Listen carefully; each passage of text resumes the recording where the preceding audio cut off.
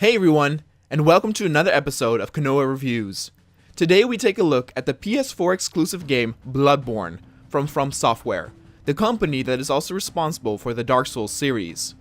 I have a great fondness for the Souls series to the point where the first Dark Souls is even in my top 10 of favorite games of all time. Before Bloodborne, I had played every entry in the franchise except Demon Souls, and felt immediately familiar with the control scheme of Bloodborne as it is almost identical to the Dark Souls games. Bloodborne is a third-person action RPG, where the emphasis lies on exploration, huge boss battles, and a pretty brutal difficulty.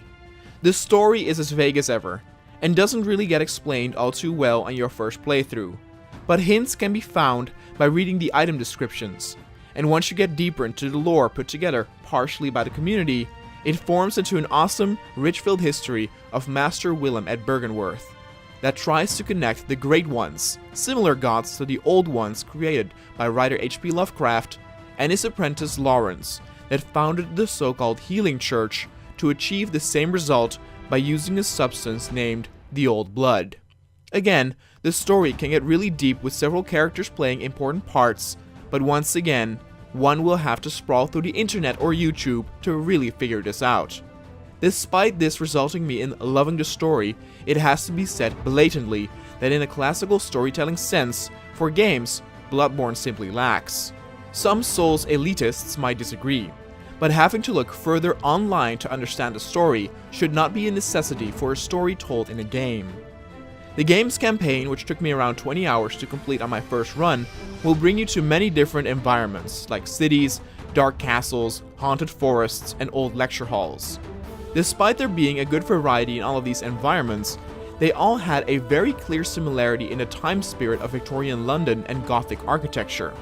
I personally don't mind this, as I have mentioned before in the Order 1886 review that I'm a huge fan of the Victorian London era. Style-wise, therefore, I prefer Bloodborne over Dark Souls, but Dark Souls has more variation in terms of its environments. There can even be some areas found that are quite colorful and mesmerizing, whereas Bloodborne all leans on nightmarish and dark. In terms of enemy variety, Dark Souls also beats Bloodborne as well, as you will often be fighting the same type of enemies, mostly farmers, which are in different stages of transformation. Now that is not to say that the enemy variety is as poor as the game Nioh though, but Dark Souls 1 simply had an absurd amount of different enemy types, including some that were exclusive to really small or secret places. Bloodborne definitely cannot be called an easy game, but it is known throughout that compared to the Dark Souls series, it is a bit more forgiving and easier than its dark brother. There are multiple reasons for this. As you go and explore the city of Yharnam, a beautifully crafted Victorian-style urban environment, you will get loot drops from downed enemies in the form of blood vials. These are basically your healing potions. In previous Dark Souls entries, you were always bound to a set number of healing potions in the form of Estus flasks, but here, you can get more by farming for it due to killing enemies who drop it. This promotes continuation of exploration of the area, something that I greatly appreciated. Often in Dark Souls, when one is running out of potions, it gives the sign that one will return to one of the checkpoints and start the journey anew. Here, that is not the case, as you can obtain a lot at the same time. You can have a maximum of 20 blood vials in Bloodborne, and even more by using special items. The other big difference with Dark Souls is the regain mechanic, which again makes the game a bit easier than Dark Souls. Once you get hit, the damage that has been dealt lights up on your health bar in orange. For the next few seconds, if you are able to hit your victim, you will heal some, if not all, of the damage dealt by the enemy. Because of this, a much faster and offensive approach is encouraged.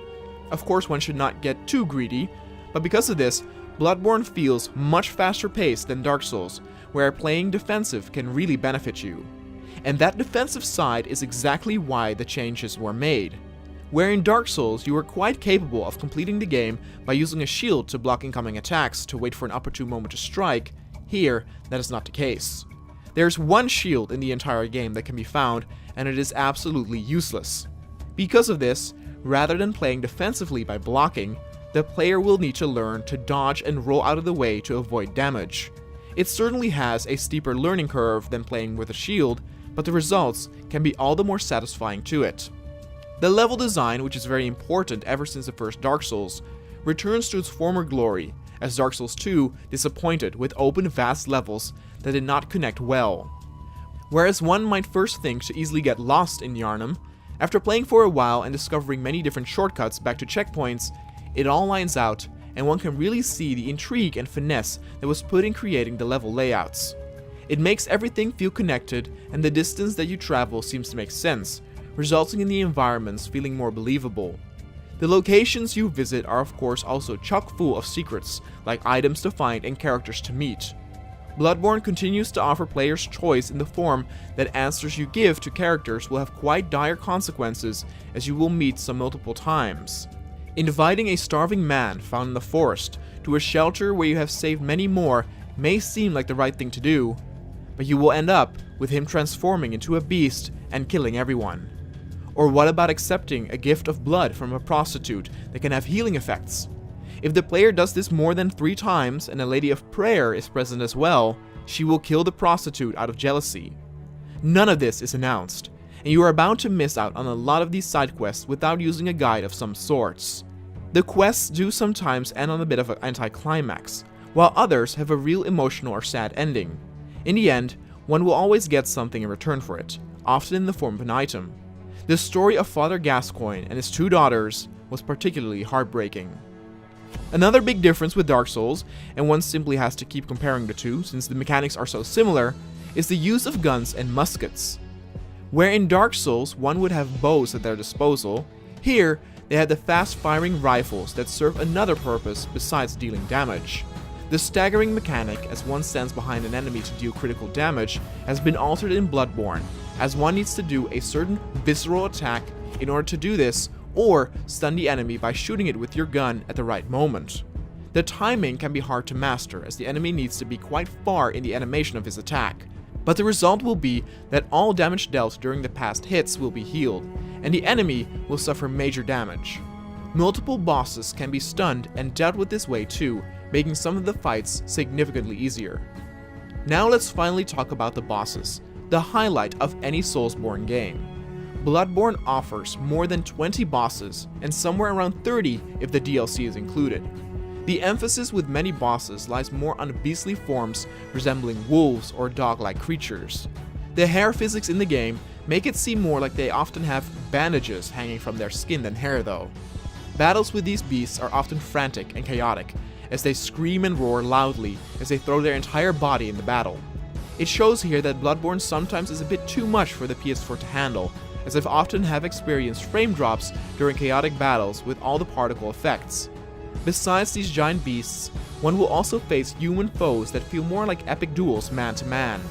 Eventually, you will also face some really grotesque and horror-inspired monsters that go beyond what any sick mind can imagine.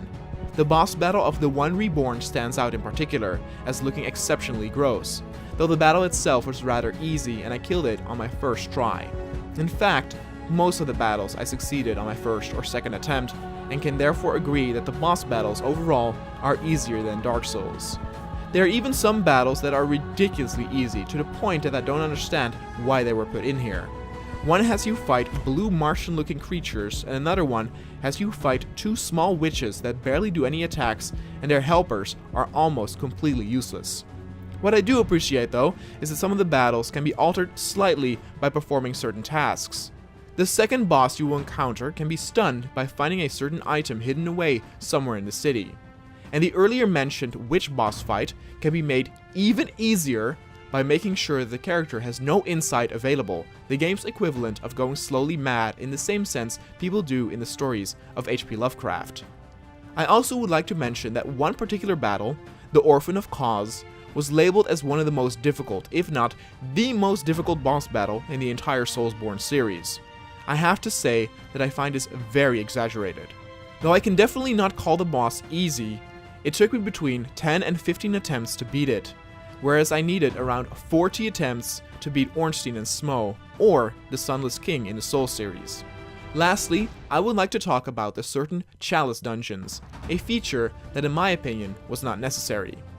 I think a lot of the masses these days are quite easily pleased, and if they like something, they don't mind getting more of the same.